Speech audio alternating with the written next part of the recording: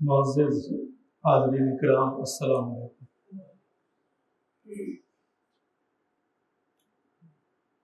یہ سوال آج سے نہیں ہو رہا، برسوں سے یہ سوال کیا جاتا ہے۔ آپ میں سے جو لوگ تعلیم و تدریس سے وابستہ ہوں ان کو اس کا خاص تجربہ ہوگا کہ بچے اکثر یہ سوال پوچھتے ہیں، خاص طور پہ وہ بچے جو میڈیکل پڑھتے ہیں، ڈاکٹر بننا چاہتے ہیں یا انجینئرنگ پڑھتے ہیں۔ میں حال ہی میں ریٹائر ہوا ہوں گورنمنٹ کالج سے، سائنس کالج سے۔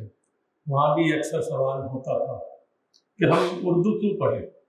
یہ جدید دور ہے، سائنس کا دور ہے، ترقی کا دور ہے، انگریزی کا دور ہے، انگریزی کے غلبے کا دور ہے، ہم اردو کیوں پڑھیں؟ ہمیں کیا ضرورت ہے اردو پڑھنے کی؟ اردو پڑھنے سے ہمیں کوئی ترقی حاصل نہیں ہوتی۔ اس کا ایک تو سیدھا جواب یہ ہے، چونکہ بات پہلے ہم سائنس کے حساب سے کریں گے۔ سائنس کے دور میں ہمیں اردو اس لیے پڑھنی چاہیے، یا دوسرے الفاظ میں ہمیں سائنس اردو میں اس لیے پڑھنی چاہیے تاکہ سائنس ہماری سمجھ میں آ سکے۔ بالکل سامنے کا جواب ہے۔ دوسری زبانوں سے ہم سائنس سمجھ نہیں پاتے، رٹ لیتے ہیں۔ تو پہلا جواب تو یہ ہے کہ ہم اردو میں اس لیے پڑھیں تاکہ ہم سائنس سمجھ سکیں۔ دوسرا یہ کہ تاکہ سائنس سمجھ سکیں تو سائنسدان پیدا کیے جا سکیں، اور جب سائنسدان پیدا ہوں گے تو سائنس میں ترقی کی جا سکے، اور جب ترقی کی جائے گی تو نئی ایجادات کر سکیں۔ یہ وجوہات ہیں کہ ہمیں سائنس اردو میں پڑھنی چاہیے۔ اصل میں بات یہ ہے کہ اس سوال کے پیچھے چند غلط فہمیاں ہیں، لوگوں کے ذہن میں برسوں سے راسخ ہیں، وہ نکلتی ہی نہیں ہے۔ اس کی بنیادی وجہ تو ذہنی غلامی ہے۔ اس کی پہلی غلط فہمی کیا ہے؟ اکثر طلبہ کہتے ہیں، عام لوگوں میں بھی یہ خیال جڑ پکڑ چکا ہے کہ سائنس صرف انگریزی ہی میں پڑھی جا سکتی ہے۔ وہ یہ سمجھتے ہیں کہ دنیا میں ہر جگہ انگریزی ہی بولی جاتی ہے۔ ان کے ذہن میں یہ خیال ہے، اور جو بھی ترقی کی ہے انگریزی زبان میں ترقی کی وجہ سے سائنس میں ترقی کی ہے، ان کے ذہنوں میں یہ موجود ہے۔ اچھا بھائی، اگر ایسا ہے تو پھر چین، Japan, Korea, Germany, Malaysia, Spain, France, Holland, Denmark اور تو اور اسرائیل، انہوں نے سائنس میں کیسے ترقی کر لی؟ یہاں تو انگریزی میں سائنس نہیں پڑھائی جاتی، بلکہ بیشتر ملکوں میں تو انگریزی پڑھائی ہی نہیں جاتی۔ اس کے باوجود یہ ملک کیسے سائنس میں اتنے آگے چلے گئے کہ ان میں 3-4 تو ایٹمی طاقت بھی ہے۔ یہاں پہ پرائمری سے پی ایچ ڈی تک ساری تعلیم ان کی اپنی زبانوں میں دی جاتی ہے، اور اسی میں وہ آگے بڑھتے ہیں۔ وہ زبان انگریزی نہیں ہے، کہیں روسی ہے، کہیں چینی ہے، کہیں عربی ہے، اور کہیں تو فارسی ہے، ہمارے پڑوس میں ہی ہے، اور وہ ہم سے سائنس میں آگے ہیں۔ تو یہ تصور تو غلط ثابت ہوتا ہے کہ سائنس صرف انگریزی ہی میں پڑھی جا سکتی ہے۔ ہمارے سامنے درجنوں مثالیں موجود ہیں۔ فرانس میں تو اگر کوئی سرکاری عہدیدار بغیر کسی معقول وجہ کے انگریزی کا ایک لفظ بھی بول دے تو اس پہ جرمانہ ہو جاتا ہے۔ حالانکہ فرانس اور انگلستان تقریباً پڑوسی ہیں۔ تقریباً اس لیے کہہ رہا ہوں کہ بیچ میں رودبار انگلستان ایک تھوڑی سی سمندری پٹی ہے، اور ایک عرصہ پہلے فرانس کا اس پر قبضہ بھی تھا۔ اس کے باوجود وہ اپنی زبان کے بارے میں اتنے حساس ہیں۔ عرب وہ بہت حساس ہے، ہمارے پڑوس میں ایرانی بہت حساس ہے، اور نہیں ہے تو ایک ہم ہی نہیں ہے۔ ہمارے ذہن سے یہ خیال جاتا ہی نہیں ہے کہ انگریزی کے بغیر تو ہم ترقی کر ہی نہیں سکتے۔ سب سے بہترین، سب سے حیرت انگیز مثال اسرائیل کی ہے۔ آپ اس کو لاکھ برا کہیں، وہ ایک الگ بحث ہے، وہ ایک دوسرا تناظر ہے۔ اسرائیل ہمارے 1 سال کے بعد قائم ہوا، 1948 میں۔ ساری دنیا کو پتا ہے کہ امریکہ کا لے پالک ہے، تو وہاں تو قدرتی طور پر انگریزی کا فروغ ہونا چاہیے تھا، ان کو تو لازماً انگریزی کو اپنانا چاہیے تھا۔ وہاں تو شروع سے آخر تک انگریزی کا چلن ہونا چاہیے تھا، لیکن وہاں پر پرائمری سے PhD تک تمام تعلیم عبرانی زبان میں دی جاتی ہے۔ آپ کو یقیناً معلوم ہوگا کہ عبرانی زبان ایک قدیم زبان ہے، 2500 سال پرانی زبان ہے، لیکن اس کے جاننے والے 1 کروڑ بھی نہیں ہیں پوری دنیا میں۔ 1 کروڑ، میں ذمہ داری سے عرض کر رہا ہوں۔ اس کے باوجود وہ اتنا سائنس میں آگے چلے گئے کہ ان کے اب تک 9 سائنسدان نوبل انعام لے چکے ہیں اسی عبرانی زبان میں تعلیم حاصل کر کے۔ اسرائیلیوں نے اپنی قومی غیرت کا مظاہرہ کیا اور ایسی زبان جو تقریباً مردہ ہو چلی تھی اس کو دوبارہ زندہ کر دیا اور رائج کر دی۔ صرف جذبے کی اور نیت کی بات ہوتی ہے۔ اگر انگریزی مطلب اتنی ہی ضروری تھی تو اسرائیل تو امریکہ کا بغل بچہ ہے، اس کو تو پہلے بڑھ کے اپنانا چاہیے تھا۔ ارے ایسا کرنے سے اس کو تو اور بھی فائدے ہوتے۔ امریکہ جو پہلے اس کو اتنی امداد دیتا ہے، مزید امداد بھی دیتا اور سہارے بھی دیتا، مالی امداد بھی دیتا اگر وہ انگریزی کو اپناتے، لیکن انہوں نے انگریزی کو نہیں اپنایا۔ یہ ایک بہت ہی زبردست مثال ہے، کاش ہم اس سے سمجھے تو یہ تو غلط فہمی بیکار ہے کہ سائنس صرف انگریزی میں پڑھی جا سکتی ہے۔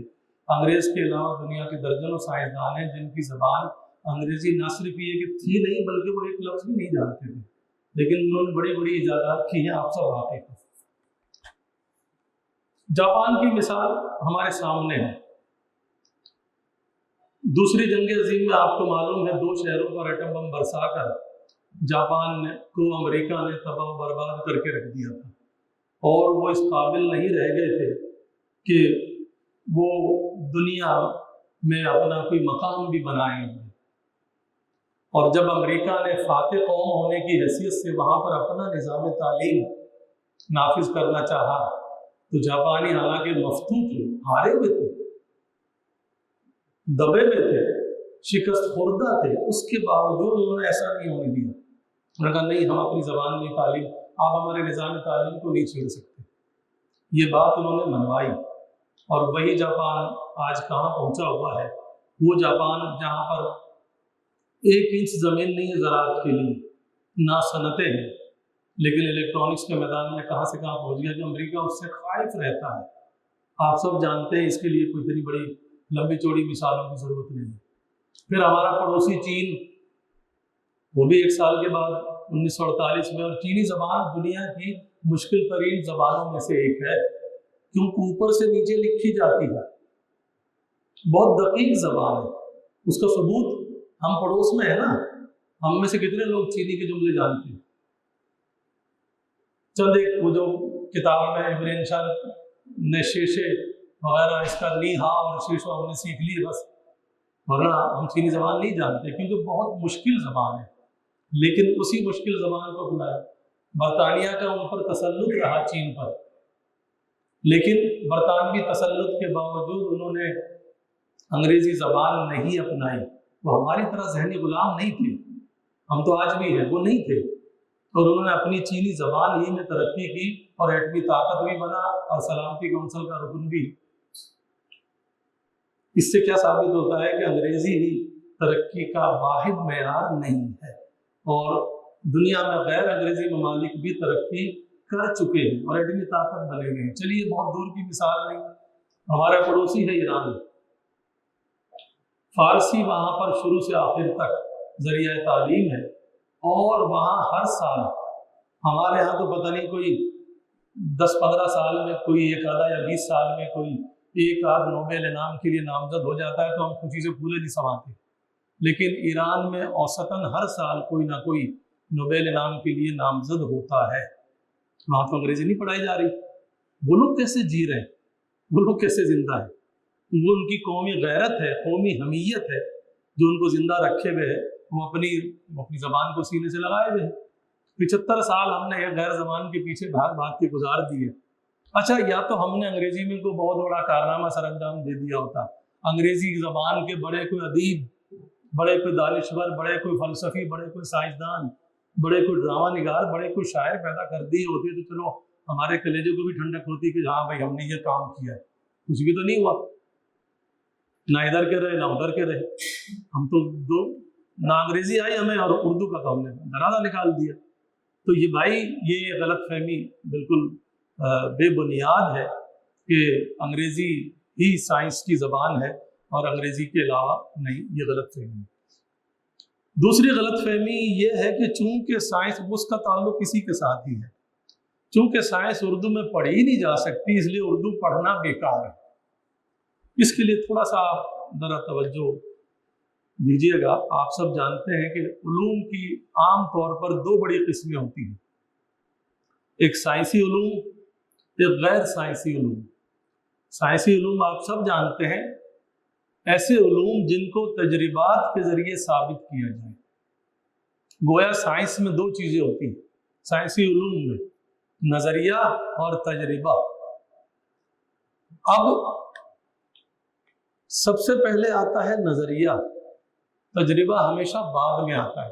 کوئی بات، کوئی بھی خیال کسی بھی سائنسدان کے دماغ میں پہلے وہ پیدا ہوتا ہے، دماغ کی بھٹی میں وہ پکتا ہے، اچھی طرح پک کر اس کے بعد وہ کسی نظریے کی شکل اختیار کرتا ہے، اور اس نظریے پہ جب سائنسدان کو شرح صدر ہو جاتا ہے، پورا یقین ہو جاتا ہے، تب اس کو وہ آزماتا ہے، تجربے کی کسوٹی پر آزماتا ہے۔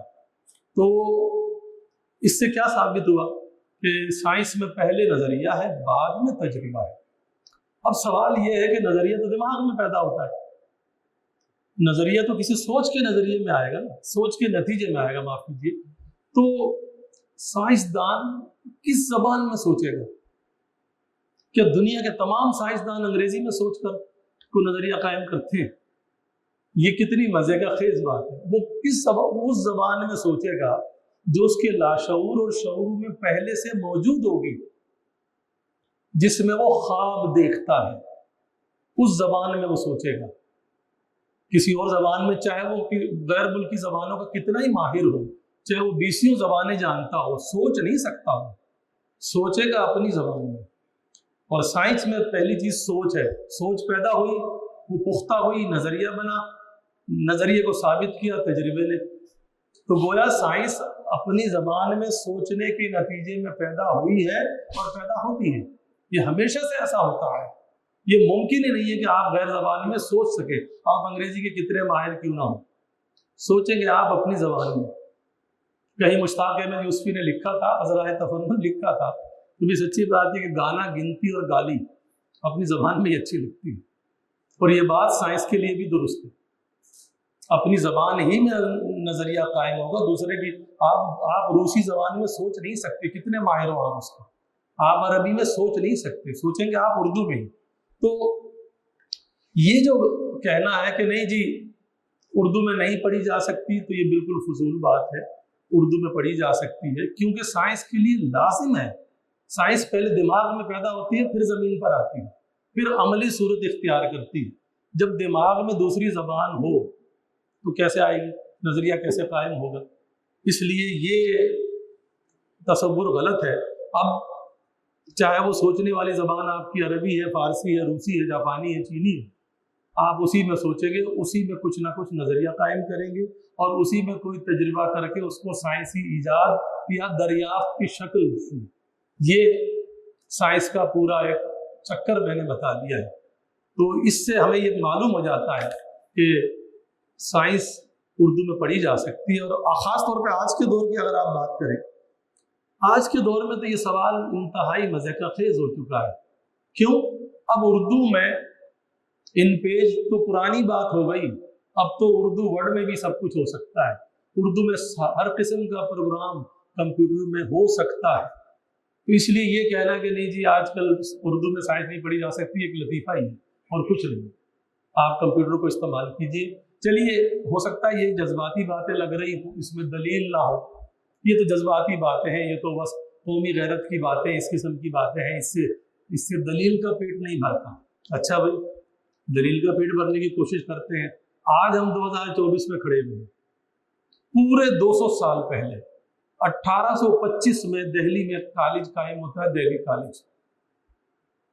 آپ کو سن کر حیرانی ہوگی، اس دور میں جبکہ سائنسی زبان میں اردو میں سائنسی کتابیں بھی بہت کم تھی، نہ ہونے کے برابر تھی، اور خود اردو زبان اتنی ترقی یافتہ نہیں تھی جتنی آج ہے۔ اس دور میں دہلی کالج میں سائنسی مضامین اردو میں پڑھائے جاتے تھے 200 سال پہلے. کتنی حیرت انگیز بات ہے.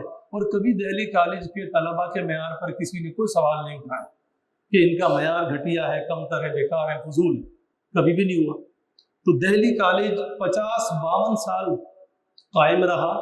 یہ وہ دور تھا کہ جب انگریز اپنے قدم جما رہے تھے اور تھوڑے عرصے کے بعد انہوں نے ہندوستان پر باقاعدہ قبضہ بھی کر لیا تھا, لیکن ان کے دماغوں میں بھی یہ فضول خیال نہیں آیا کہ دہلی کالج میں جو اردو میں سائنس پڑھائی جا رہی ہے یہ غلط پڑھائی جا رہی ہے, اس کو بند کرنا چاہیے. یہ صرف ہم جیسوں کے دماغ میں آ سکتا ہے, ان کے دماغ میں یہ فضول خیال نہیں آیا. تو پورے 52 سال وہاں اردو میں تعلیم ہوتی رہی, سائنس کی تعلیم. ایسے کیسے ہوتی رہی بھائی؟ اس کے بعد سر سید کی سائنٹیفک سوسائٹی, اس کا مقصد ہی یہی تھا کہ سائنسی علوم کو اردو میں ترجمہ کیا جائے. ان کا مقصد ہی یہ تھا, اور اس میں وہ اچھے خاصے کامیاب بھی ہوئے. کیوں؟ انہوں نے کئی شہروں میں سائنٹیفک سوسائٹیاں ان کی شاخیں کھولی. پھر ایک اور بہت بڑی مثال ہے جامعہ عثمانیہ حیدرآباد دکن, 1918, آج سے 106 سال پہلے. جامعہ عثمانیہ پہ اردو والوں کو فخر کرنا چاہیے. جامعہ عثمانیہ نے اردو پر آنے والے ہر قسم کے اعتراضات دور کر دیے. وہاں پر صرف انجینئرنگ ہی نہیں, میڈیکل طب کی تعلیم بھی اردو میں دی جاتی تھی. اور کبھی ایسا نہیں ہوا کہ اس کے طلبہ کی صلاحیت پر کسی نے اعتراض کیا ہو. ہم ایک سب سے بڑی زبردست گواہی لے کر آتے ہیں, ڈاکٹر سلیم الزماں صدیقی, پاکستان کے ایک عظیم سائنسدان, بہت بڑے سائنسدان, مرحوم. پاکستان بننے سے پہلے ہی مشہور ہو گئے تھے. پاکستان بننے کے بعد نہیں, پہلے ہی مشہور ہو گئے تھے. پوری دنیا میں ان کے نام کی دھوم تھی. کیمیا, کیمسٹری ان کا موضوع تھا. وہ یہ گواہی دیتے ہیں, ایک ٹی وی انٹرویو میں نے خود ان کو دیکھا, خود سنا. انہوں نے یہ کہا کہ وہ پاکستان اور ہندوستان کی جتنی بھی مشہور جامعات ہیں اس کے وہ ممتحن رہے ہیں. انہوں نے ان کے طلباء کے پرچے چیک کیے ہیں, کاپیاں جانچی ہیں. انہوں نے یہ واضح طور پہ کہا کہ جتنی وضاحت کے ساتھ اور سوال کی روح کے مطابق جامعہ عثمانیہ کے طلباء جواب دیتے ہیں, دوسری جامعات کے طلباء جواب نہیں دیتے. پھر ڈاکٹر صاحب نے اس کی وجہ بھی خود ہی بتا دی. انہوں نے کہا اس کی وجہ صرف یہ ہے کہ جامعہ عثمانیہ کے طلباء کو جواب دینے میں زبان ٹھیک کرنے کی محنت نہیں کرنی پڑتی کہ جملہ درست ہے یا نہیں, قواعد کے خلاف ہے یا نہیں, املا ٹھیک کروں میں. دوسرے لوگ تو صرف انگریزی جملوں کو درست کرنے میں ہی لگے رہتے ہیں, دوسرے طلباء. اس لیے ان کا اچھا خاصا وقت اسی میں ضائع ہو جاتا ہے. اور لیکن جامعہ عثمانیہ والوں کو زبان ٹھیک کرنے کی ضرورت ہی پیش نہیں آتی, کیونکہ اس زبان میں وہ پہلے سے پڑھ رہے ہوتے ہیں. وہ زبان ان کی گھٹی میں پڑی ہوئی ہوتی ہے, ان کو مسئلہ ہی نہیں ہوتا کوئی. تو یہ ڈاکٹر سلیم الزماں صدیقی کی گواہی بہت بڑی گواہی ہے, جنہوں نے اپنی مثال دوں کہ ڈی جے کالج کو تھوڑے عرصے پہلے کراچی کے ان 18 کالجوں میں شامل کیا گیا. حکومت سندھ نے ایک حکم نامہ نکالا کہ بھائی یہ اگلے سال سے انگریزی میڈیم ہو گئے, اب سارے مضامین انگریزی میں, مطلب سائنسی مضامین انگریزی میں پڑھائے جائیں گے. اچھا بھائی, ہم نے کہا دیکھتے ہیں بھائی. تو طبیعیات, فزکس, کیمیا, کیمسٹری, حیاتیات, زوالوجی وغیرہ بھی انگریزی میں ہوں گے. تو جب سال شروع ہوا, تعلیمی سال, اس کے صرف 1 مہینے کے بعد میں نے جان بوجھ کر, کیونکہ اردو تو میرا موضوع ہے, میری کمزوری ہے, میں نے جان بوجھ کر جہاں جہاں یہ کلاسیں ہو رہی تھی میں نے ان کلاسوں کا جائزہ لیا, جا کر دیکھا بھی. تو کوئی ایک استاد بھی انگریزی میں لیکچر نہیں دے رہا, سب کے سب اردو میں دے رہے تھے. میں نے یہ بات نوٹ کر لی.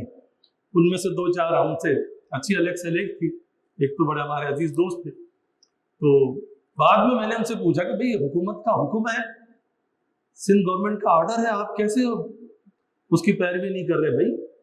آپ انگریزی میں لیکچر کیوں نہیں دے رہے؟ کہ نا ہم پاگل ہیں تو انگریزی میں لیکچر دیں گے. ہم نے شروع کیا تھا انگریزی میں لیکچر دینا, ابھی ہم 2-3 جملے بولتے تھے, بچے ہاتھ اٹھا کے سر اس کا مطلب تو بتا دیں, پہلے آپ نے کیا کہا ہے سر, اس جملے کا مطلب تو بتا دیں. اب ہم جملے کا مطلب بتائیں یا نیوٹن کا تیسرا قانون سمجھائیں, کیا کریں ہم؟ ریاضی والے تو خاص طور پر کہ نا ہم تو پھنس گئے اس میں. تو ہم تو بھائی اردو میں لیکچر دیتے ہیں, تو یہ گنہگار اس کے بعد بھی 10 سال وہاں رہا. تو ہم نے آج تک کسی پروفیسر کو انگریزی میں لیکچر دیتے ہوئے اپنے کالج میں نہیں دیکھا. وہ مجبور ہے, کیونکہ وہ سمجھتے ہیں کہ سائنس کا کام ہے سمجھانا. जब उसकी समझ में तालिब इल्म के आएगा नहीं तो जवाब क्या देगा वो? बच्चे बेशक रट के जवाब अंग्रेजी में दे आए लेकिन समझते वो उर्दू ही में। तो ये अपने कॉलेज की मिसाल थी। ये एक मिसाल तो दी दिल्ली कॉलेज की, एक मिसाल दी जामिया उस्मानिया की। उसी दौर में क़याम पाकिस्तान से पहले 1935 की एक मिसाल है। रुड़की इंजीनियरिंग कॉलेज बहुत ही मशहूर ज़माना कॉलेज था। पूरे हिंदुस्तान भर से तलबा जो इंजीनियरिंग वाले होते थे वहाँ तालीम हासिल करना फ़ख्र समझते थे, आसानी से दाखिला भी नहीं मिलता था। आपको हैरानी होगी कि 1935 तक वहाँ पर इंजीनियरिंग उर्दू में पढ़ाई जाती थी। इंजीनियरिंग कोई कैसे पढ़ाई जाती थी? अब ये कोई उनसे आजकल के मोतरिज़ों से पूछे, आज पढ़ाना मुमकिन नहीं है तो आज से 100 साल पहले कैसे मुमकिन था? मुमकिन था।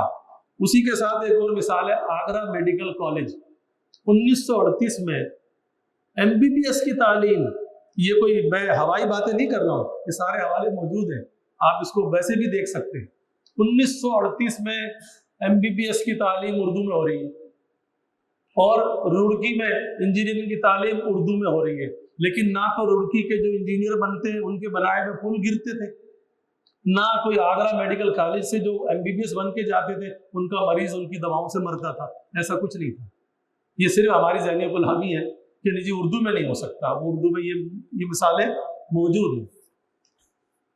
डॉक्टर एहसान अकबर एक माहिर लिसानियात हैं, उन्होंने अखबार उर्दू में एक मजमून लिखा, उसका एक छोटा सा टुकड़ा हमने लिया है। वो लिखते हैं कि खुद अंग्रेज़ों के दौर में, उनके आखिरी ज़माने में उनको दूसरी ज़बानों के साथ ज़्यादती का एहसास हो चला था कि उन्होंने अंग्रेज़ी को ज़रिया तालीम बनाकर यहाँ की खामखा यहाँ की ज़िंदगी में एक नाकाबिल उबूर खला पैदा कर दिया है। यानी अंग्रेज़ ये बात समझ गए थे कि हमने ये अच्छा नहीं किया। फिर उन्होंने क्या किया? उन्होंने एक तजर्बा किया, एक तहकीक की। हिंदू कॉलेज दिल्ली, उसमें एक तहकीक की, बाकायदा तौर पर साइंसी अंदाज में तहकीक की कि देखा जाए कि किस ज़बान में इल्म देने से बच्चे ज़्यादा बेहतर तरीके से इल्म सीखते। दिल्ली कॉलेज में ये तहकीक की गई।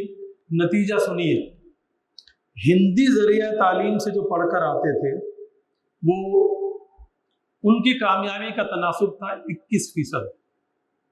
जो अंग्रेज़ी ज़रिया तालीम में पढ़कर आते थे उनकी कामयाबी का तनासुब था 34%। और जो उर्दू के ज़रिए साइंसी मज़ामीन पढ़कर आते थे वो 70% कामयाब होते थे। ये अखबार उर्दू में ये मजमून मौजूद है।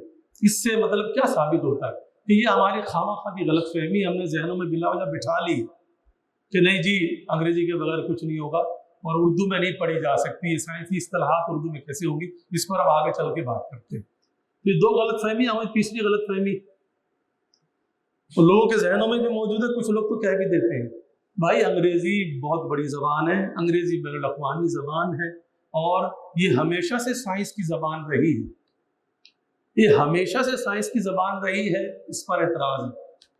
ये ज़हनी ग़ुलामों की सोच है और कुछ नहीं। अगर हम खुद अंग्रेज़ों की तारीख़ का मुताला करें तो हमें इस ख्याल की वाज़ेह तौर पे तरदीद मिलेगी। साफ तौर पर चंद सौ साल पहले 1066 में फ्रांस के इलाके नॉर्मंडी से फ़ौजें उठी और उन्होंने इंग्लिस्तान पर कब्ज़ा कर लिया। ये बहुत मशहूर हमला, इसको तारीख़ में नॉर्मन अटैक या नॉर्मन दौर का हमला कहा जाता है। नॉर्मंडी से आए थे, वो नॉर्मन नस्ल के थे। इंग्लिस्तान पर कब्ज़ा हो गया, जैसे हमारे पर कब्ज़ा हुआ था, हम पर हुआ था, माफ़ कीजिए। तो ये वो दौर था। आज हम जिस दौर से गुजर रहे हैं, इस दौर इससे हमसे पहले अंग्रेज गुजर चुके और हमसे बुरे हालात में गुजर चुके। कैसे कि जब फ्रांस ने वहाँ कब्जा कर लिया तो अंग्रेज कौम इस कदर जहनी गुलाम हो गई फ्रांसीसी जबान की कि उनका हर आदमी, जैसे आज हम अंग्रेजी में मुंह टेढ़ा करके दो चार जुमले बोलना फख्र समझते हैं, इसी तरह हर अंग्रेज, हर पढ़ा लिखा अंग्रेज खास तौर पे फ्रांसीसी में बात करना, लिखना, पढ़ना, हत्ता कि उनकी तरह इबादत करना फख्र समझता था। और वो अपनी ज़बान को हिकारत की नज़र से देखते थे। अंग्रेजी को ज़बान है, फ्रांसीसी ज़बान है। वैसे फ्रांसीसी ज़बान को यूरोप की सकाफती ज़बान कहा जाता है, आप जानते हैं, cultural language of Europe. Europe की सकाफती ज़बान अंग्रेज़ी नहीं है, क्योंकि यूरोप में एक ही एक मुल्क है अंग्रेज़, برطانیہ جس میں آپ کہہ لیجیے انگلستان، باقی سب غیر انگریزی کھلے ملک ہے، تو ثقافتی زبان فرانسیسی ہے، اور ایک دور میں فرانس سپر پاور بڑی طاقت رہ چکا ہے۔ تو وہ لوگ، وہ ان کی ذہنی مروبیت کی ہم سے بھی بری حالت تھی کہ وہ فرانسیسی بولنے میں فخر سمجھتے تھے، جیسے آج ہم انگریزی بولنے میں فخر محسوس کرتے ہیں۔ ہم دور نہیں جاتے، ہمارے ذرائع ابلاغ جن کو میڈیا کا خوبصورت، ویسے میڈیا اب اتنا رائج ہو گیا ہے کہ میڈیا کو بھی اب درست مان لیا جانا چاہیے۔ ذرائع ابلاغ میں 2 لفظ ہے، میڈیا میں 1 لفظ ہے، میں ہمیں آسانی بھی تو چاہیے نا۔ تو ذرائع ابلاغ میں جو سلوک ہو رہا ہے مروبیت کا، آپ نے کبھی سنا ہے کہ کسی نے کسی پروگرام کے بیچ میں کہا ہو کہ ہم ایک وقفے کے بعد حاضر ہوتے ہیں؟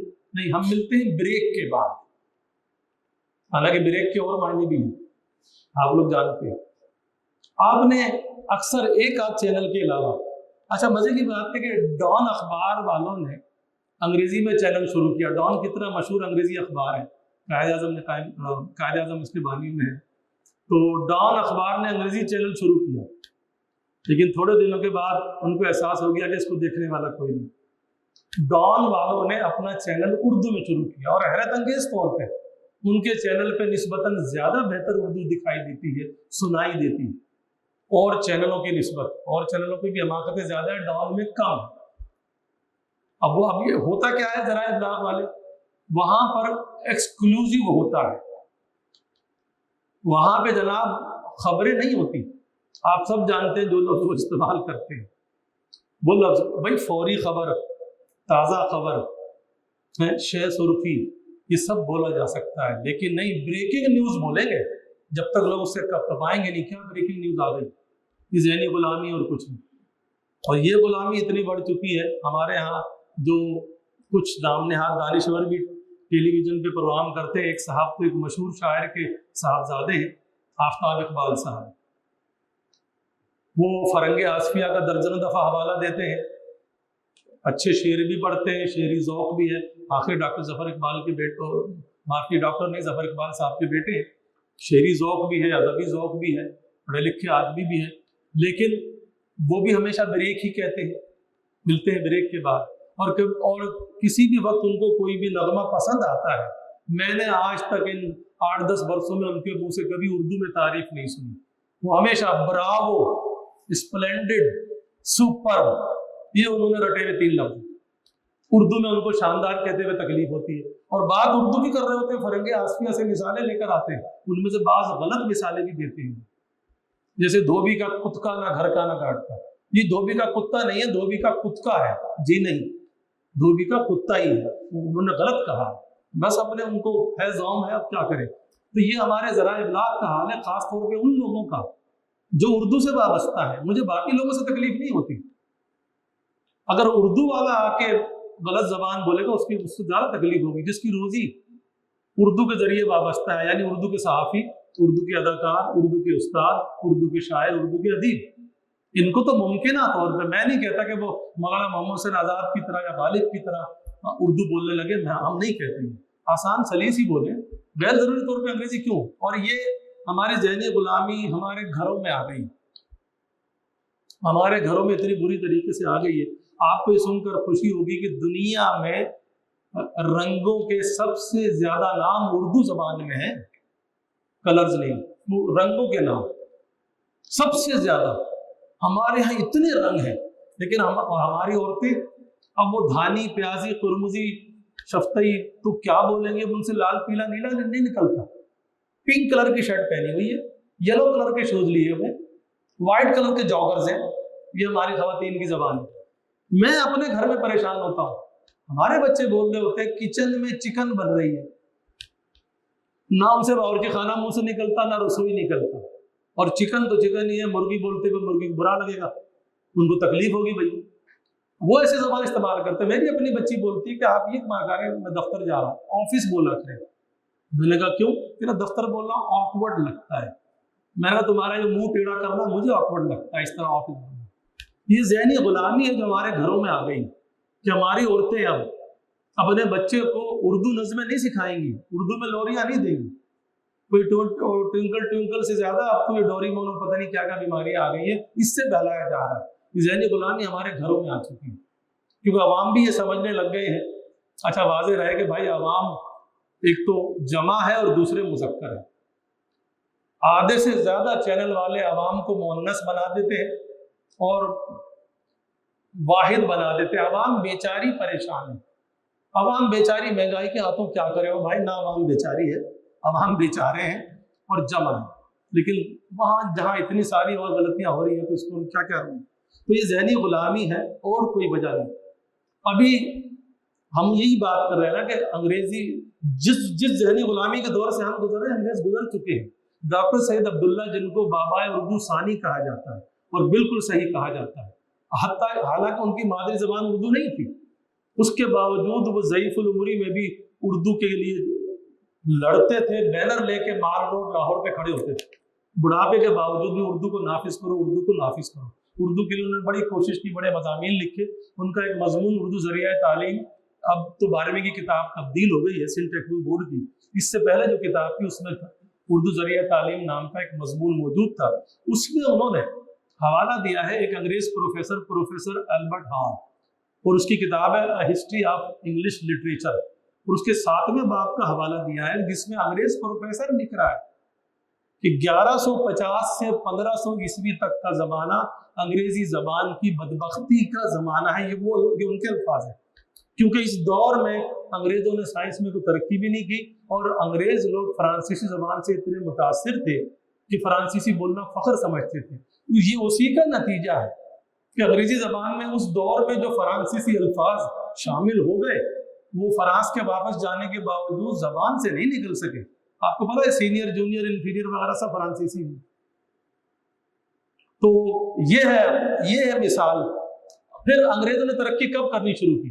یہ مثال بھی ڈاکٹر سید عبداللہ نے دی ہے، جب آخر کا زوال کو بھی تو زوال ہوگا نا، جب انگریزی زبان بالکل ہی زوال پذیر ہو گئی تو وہاں پہ کچھ سنجیدہ لوگوں نے سوچا کہ اس طرح تو ہماری زبان ختم ہو جائے گی، ہم تو کہیں نہیں رہیں گے، تو پھر وہاں چند نمایاں لوگوں نے، جس میں ایک سر فرانسس بیکن اور دوسرے عظیم سائنسدان نیوٹن، آپ جانتے ہیں طبیعیات کے عظیم سائنسدان، یہ لوگ شامل ہیں، انہوں نے باقاعدہ تحریک کے طور پر انگریزی زبان کو اپنایا، انگریزی زبان کو سہارا دیا اور لوگوں میں پھیلائی بات کہ بھائی نہیں، اگر اپنی زبان کو بچانا ہے تو اس کو سائنس کی زبان بنائیے۔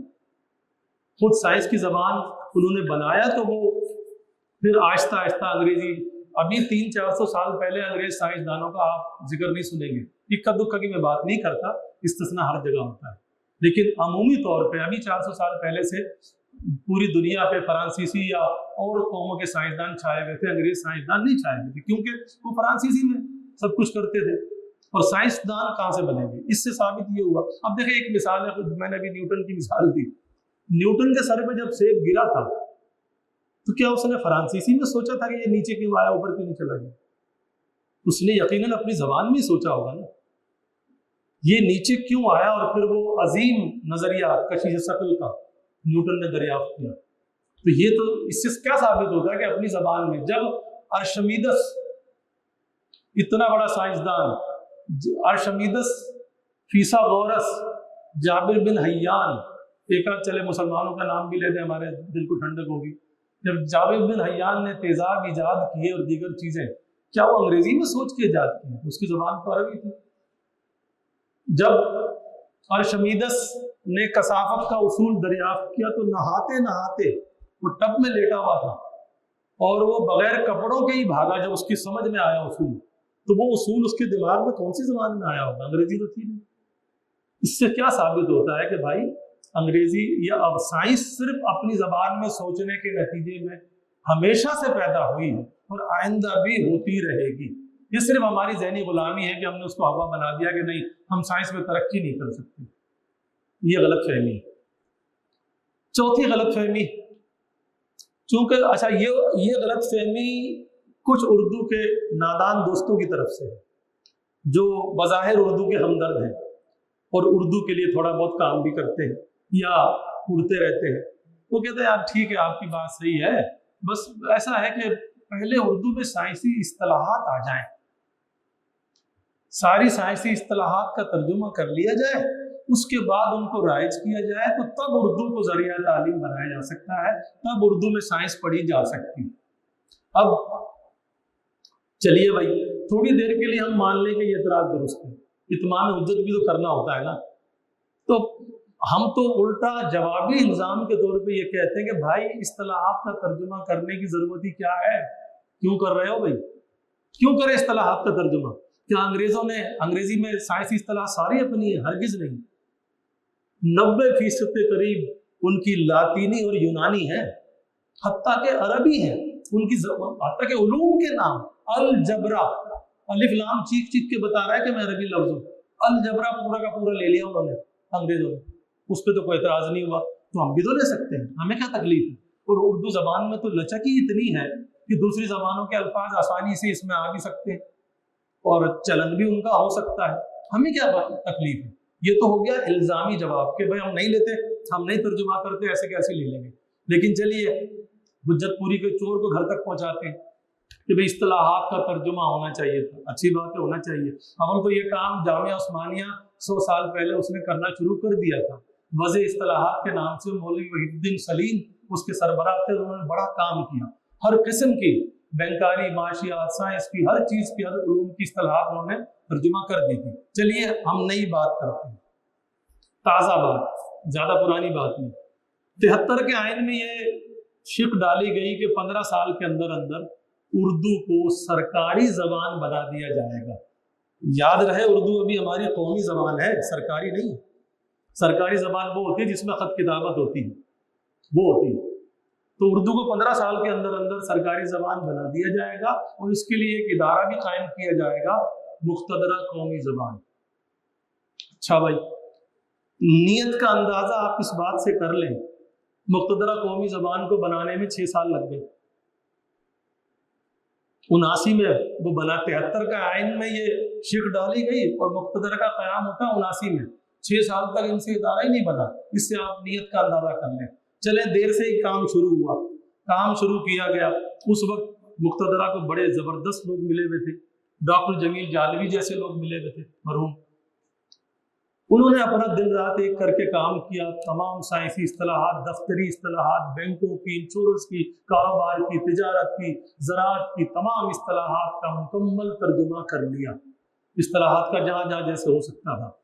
اور 1989 میں 88 میں 15 سال پورے ہو گئے، 73 سے 15 سال 88 میں ہو گئے، 1989 میں اس وقت کی وزیر اعظم بے نظیر بھٹو کو ڈاکٹر جمیل جالوی نے پیش کر دیا کہ لیجیے جناب، سارے ترجمے ہو گئے ہیں، اب حکومت حکم جاری کرے، اردو کل نافذ ہو جائے گی۔ ہوا کیا؟ مزید 10 سال کی اس کے اندر توسیع دے دی گئی کہ نہیں جی مزید 10 سال اور کیا جائے، خواہ وہ 10 سال بھی 98 میں ختم ہو گئے۔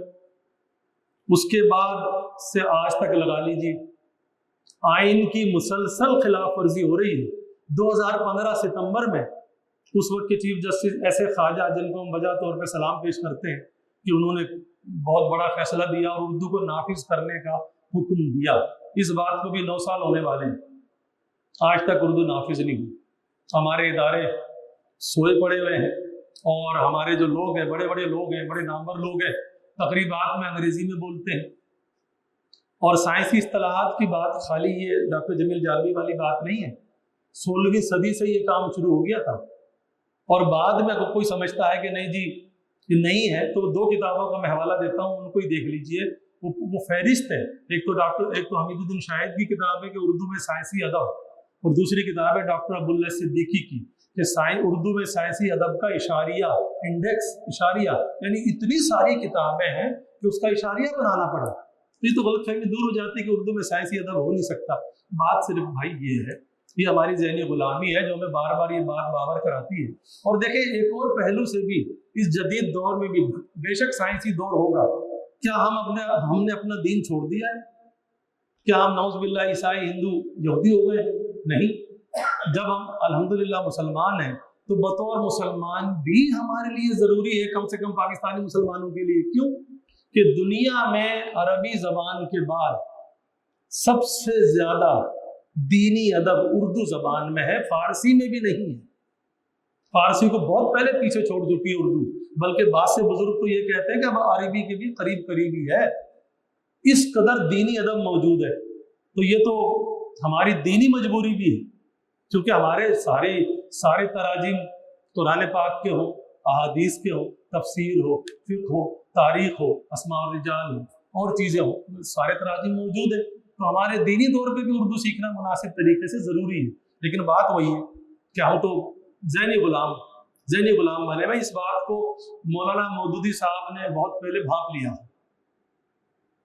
इस बात को, चूंकि वो दूरंदेश आदमी थे, उन्होंने लिखा कि उर्दू ज़बान के रास्ते में असल रुकावट सिर्फ ये है कि हमारे हुक्मरानों का बालाई तबका चूंकि खुद अंग्रेजी माहौल में पला हुआ है, इसलिए उर्दू लिखने बोलने पर कादिर ही नहीं है, और वो चाहता है कि उसके जीते जी सारी कौम पर अंग्रेजी ज़बान मुसल्लत रहे। फिर ये लोग अपनी औलाद की भी अंग्रेजियत ही के साए में माहौल में परवरिश कर रहे हैं और इस बात का इंतज़ाम कर रहे हैं कि हुकूमत की बागडोर आइंदा इन्हीं की नस्ल के कब्जे में रहे। ये है असल वजह। नौकरशाही, जिसको हम ब्यूरोक्रेसी कहते हैं, वो नहीं चाहेगी कि हमारे यहाँ उर्दू नाफिज हो, हम उर्दू में कुछ भी चीज़ें हासिल करें। ये हमारा अलमिया है। लेकिन बतौर एक कौमी ज़बान के, आप में से बहुत सौ की मादरी ज़बान भी होगी, वरना कौमी ज़बान तो है ही ये बात। और सबसे अच्छी बात क्या है, जो उर्दू पर एतराज़ होता है कि ये किसी इलाके की ज़बान नहीं है, पाकिस्तान के किसी इलाके की ज़बान नहीं है, अरे यही तो उसकी खूबी है। ये चीज़ तो उसकी खूबी है कि वो किसी एक इलाके तक महदूद ही नहीं है। यहाँ से ज़्यादा पंजाब में उर्दू लिखी बोली पढ़ी जा रही है और किताबें छप रही हैं। ये तो इसके लिए जो उसकी खूबी है वो खामी थोड़ी बन सकती है। तो बहुत अच्छी बात है, इससे तासुब की जड़ कटती है कि पाकिस्तान में किसी इलाके की ज़बान नहीं है और सबकी ज़बान है। ये तो बहुत अच्छी बात है। ये कहना कि सिर्फ महाजरों की ज़बान है, ये गलत तस्वुर है, ये बहुत पहले से गलत साबित हो चुका था। तो इसलिए भाई हमारे लिए ज़रूरी है हम अपने दीनी मालूमात में इजाफे के लिए भी उर्दू पढ़ें और अपने साइंस में तरक्की के लिए भी साइंस उर्दू ही में पढ़े। तब हम कुछ बन पाएंगे, तब हम कुछ इजादात कर सकेंगे। वरना फिर जैसे हमने 75 साल गुजार दिए ना, इसी तरह और 75 भी गुजर जाएंगे। ठीक है जनाब, आपकी समा खराशी का बहुत बहुत शुक्रिया। जी वो सवाल कर रहे हैं।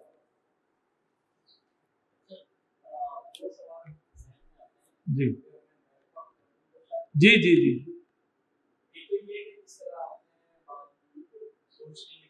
हाँ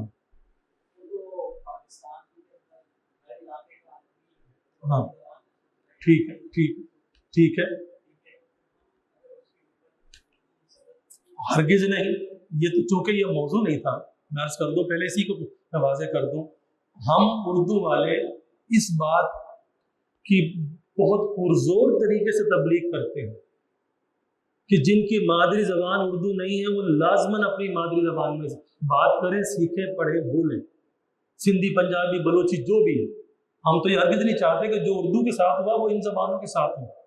लेकिन जब तक ये मादरी ज़बानें इस काबिल नहीं हो पाती, सिंधी या पंजाबी या बलोची या पश्तो या बरावी या सराइकी, जब तक इस लायक नहीं हो पाती कि इसमें इस ज़बान में तालीम दी जा सके, जब तक तो उर्दू को अपना ले। हाँ, जब ये ज़बान इस काबिल हो जाए तो उर्दू को लात मारिए, उर्दू को हटाइए। उर्दू के कुरान हदीस थोड़ी है खुदा ना खास्ता को कि उसको हम उसके खिलाफ। बात सिर्फ क्या है, इस बात को समझे कि अपनी ज़बान को अव्वलियत देना। चूंकि इस वक्त हमारी जो दीगर पाकिस्तान में 76 ज़बानें बोली जाती हैं, जिनमें 8-10 बड़ी समझी जाती है, ठीक है ना। जब उन 8-10 में एक उर्दू भी शामिल है, उर्दू के अलावा और किसी ज़बान में, चाहे वो पंजाबी, सराइकी, सिंधी, पश्तो, बरावी, बलोची कोई भी हो, उसमें अभी उसका ज़ख़ीरा इतना बड़ा नहीं है। तो जब तक उसका ज़ख़ीरा बड़ा नहीं, जब तक वो उर्दू से काम चलाए, क्योंकि उर्दू ज़बान उनकी ज़बानों के करीब है। अंग्रेज़ी तो करीब नहीं है ना सिंधी के, अंग्रेज़ी तो पंजाबी के करीब नहीं है ना, उर्दू करीब है पंजाबी के, सिंधी के, हर ज़बान के करीब है। इसलिए उर्दू पे ये जोर दिया जा रहा है। इस जोर का हरगिज़ ये मतलब नहीं है अगर किसी को मादरी ज़बान में तालीम मिलती है साइंस की, उर्दू को छोड़ के वो उसी में हासिल करे, ये ज़रूरी है। जी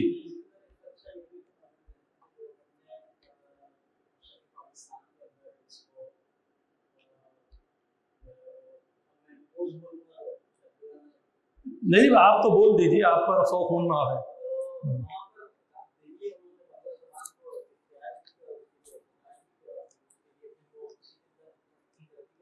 हाँ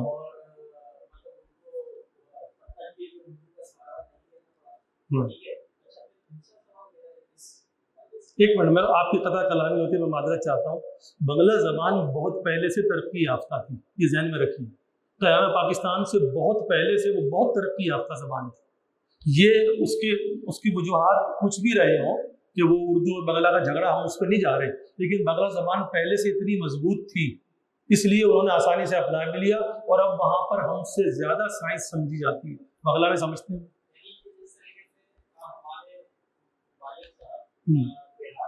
ہاں جی جی ہاں اردو میں بھی تھی. اچھا وہاں جا کے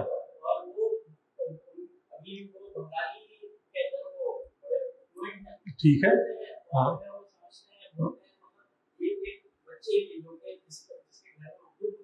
ہاں اس لیے کہ بنگالی اس لائق تھی، بنگالی میں اتنی سکت تھی، اتنی طاقت تھی، لیکن کیا ہماری باقی زبانوں میں اتنی سکت ہے؟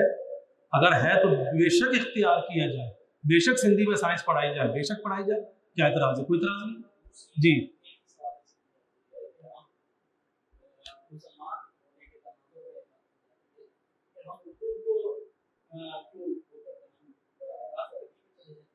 بے شک.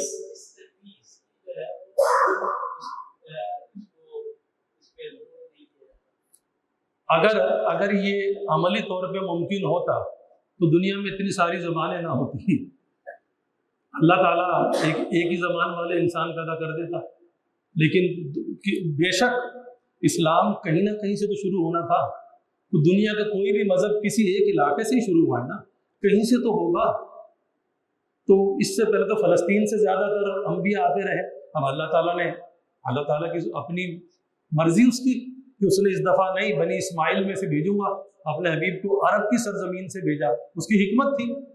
تو اسلام وہاں سے شروع ہو گیا، لیکن اسلام وہاں تک محدود نہیں ہے. مسلمان ہر جگہ پھیلے، انڈونیشیا میں بھی مسلمان ہیں. تو اس لیے عربی زبان اتنی تو ضرور آنی چاہیے کہ ہم اپنی مذہبی کتاب کو پڑھ سکیں. اتنی تو لازمی آنی چاہیے، لیکن عربی کا سیکھنا کوئی فرض نہیں ہے، کوئی ضروری نہیں ہے. ہاں اضافی زبان کے طور پہ آپ سیکھیں، اچھی بات ہے. اگر آپ نیتاً یہ سوچ کے سیکھیں گے یہ دینی زبان ہے تو آپ کو ثواب بھی ہوگا، لیکن سائنسی طور پہ یہ کوئی ضروری نہیں. آپ دیکھیں نا خود عرب لوگ بھی سائنس اپنی زبان میں پڑھ رہے ہیں، یہ اس بات کا ثبوت ہے، وہ اپنی زبان میں پڑھ رہے ہیں. جی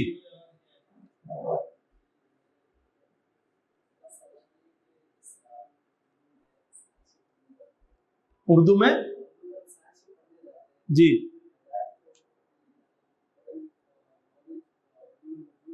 آپ کی غلط فہمی یہ سب موجود ہے. یہی تو کہہ رہا ہوں، آپ دیکھیں تو صحیح ساری کتابیں موجود ہیں، کمپیوٹر پر موجود ہیں، یہ بالکل موجود. اور میں ایک عرض کروں، وہ ایک مشہور مثال ہے ضرورت ایجاد کی ماں ہوتی ہے. آپ ضرورت پیدا کریں، چیز خود بخود آ جائے گی.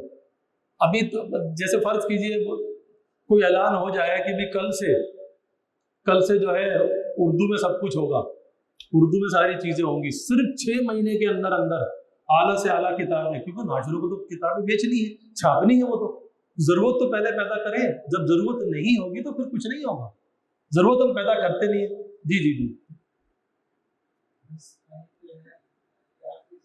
جی جیسا کہ آپ نے فرمایا کہ زبان اہمیت رکھتی ہے، اور اللہ کی سنت بھی یہی رہی ہے کہ انبیاء اور رسول کس قوم میں بھی بھیجے گئے انہیں کی زبان میں بھیجے گئے ہیں، ہاں اور اسی سے وہ ابتدائی طریقے جی سے جی چیزوں کو سمجھاتے ہیں. اب میں یہ پوچھنا چاہوں گا کہ جب استبداد کی وجہ سے ان پر انگریزی کو مسلط کیا گیا، انفرادی طور پر ہم کس طرح سے اپنے گھر کو اردو کے لیے آپ اپنے گھر میں اردو بولیے. آپ یہ کیوں بولتے ہیں کہ چیئر ادھر کرو؟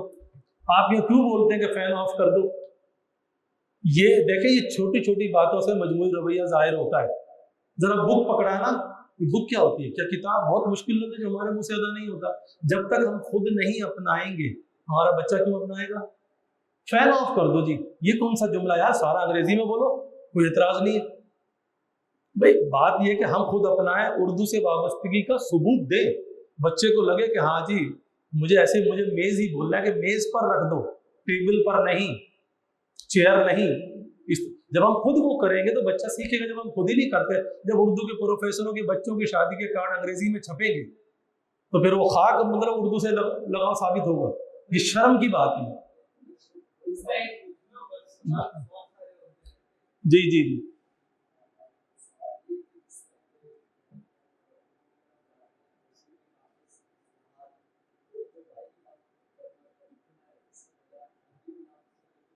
کیوں کرے نافذ, مطلب اس کی وجہ کیا, اس کی وجہ سے ہم مسلمان نہیں رہیں گے کیا؟ اچھا ہم تو ایک منٹ تھوڑی دیر کے لیے پاکستان والوں نے اردو کے بجائے عربی اپنا لی, انڈونیشیا والے کیا کریں, ترکی والے کیا کریں, ہندوستان والے کیا کریں, سب عربی.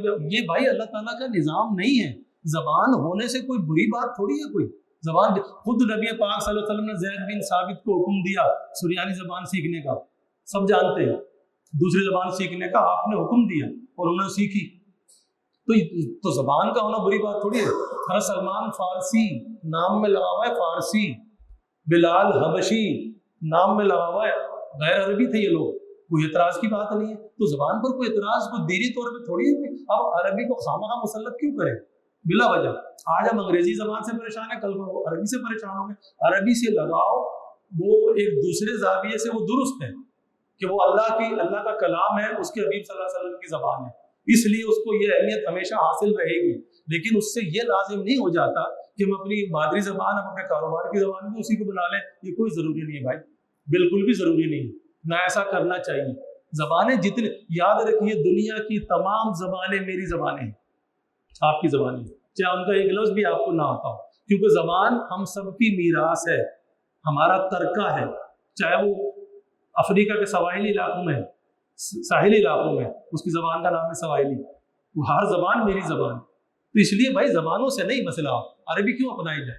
عربی اتنی اپنائی جائے کہ ہم اپنی کتابیں پڑھ سکیں, نماز اور دیگر دینی ارکان ہم ادا کر سکیں.